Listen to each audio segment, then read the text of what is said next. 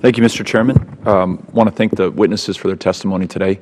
To have the perspective of a veteran service organization and then the subject matter experts on two issues that I don't have a lot of grounding in, I think is very helpful, and I think helpful for the committee as well.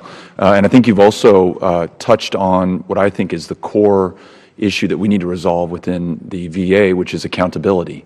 And I think each of these pieces of legislation to some degree tries to correct that. And I want to thank the committee members and the staff who've worked on these bills, and you all for your feedback on these. You know, Ms. Zumato, when we talk about throwing money at problems, which we couldn't agree more with you that that's not the solution, and we're glad that that's your position and that of your organization. You have to conclude that if Aurora were to have taken place within a private hospital corporation like HCA or Tenet, that there would be consequences, or that wouldn't even happen in the first place, because at some point that would have been caught and fixed. And to go from $600 million to $800 to $900 to 1.1 to maybe 1.7, to me is just unconscionable and completely out of line with what we'd expect to see in the private sector. And Mr. Jeffrett, you mentioned that the IT protocols and the data and information security that we have within the VA today, at least by your description, does not track with what we would expect from the private sector. And you mentioned that there is legislation and industry standards that most corporations hew to ensure that they protect the data of their customers and clients. Not always completely successful, but you're making a case for a higher standard that the VA does not adhere to. Mr. Wilton, from your testimony, it wasn't completely clear to me whether or not the VA in tracking biological implants and this issue of the other issues that you raised is so far out of track from what the national standard is. But it may be that I don't completely understand the issue. So I just wanted to give you a minute or two to elaborate on that and talk about the difference between the VA standard and the national standard. Yeah, so this is an evolving issue, Congressman, but it's one that we see the VA actually taking a leadership role on. One of the very important things about all tissue is it is recovered and tracked from the donor through the processing. Once it gets to the final location, the hospital, the doctor, then sometimes that chain is broken.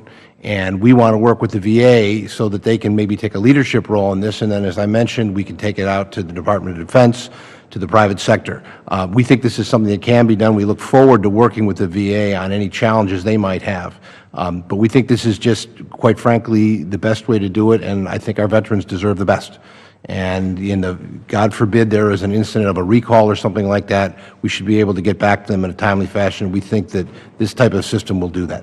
So this is potentially a positive point coming out of today's testimony and the issues that are here in terms of an opportunity for the VA not just to catch up to the rest of the country and other sectors, but actually potentially to lead, innovate, and set the standard for others. Absolutely, and we commend Dr. Rowe for introducing the legislation. We look forward to working with all the parties to make this happen. Yeah. For Mr. Jeffrett, I want to make sure I understand that legislation that the private sector must adhere to and those industry standards.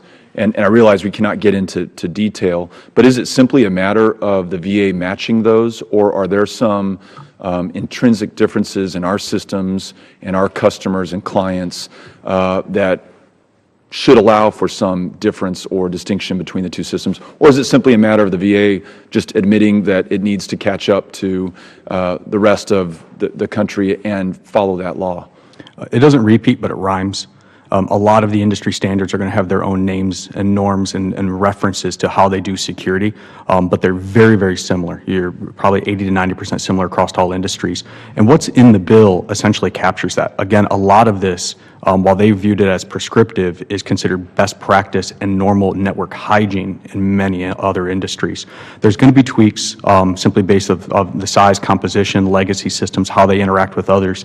There needs to be some give and take in there around risk on how they do specific things, but the vast majority of what's going on in private industry would directly translate to what they're doing, and they're simply just not being held to account to that right now.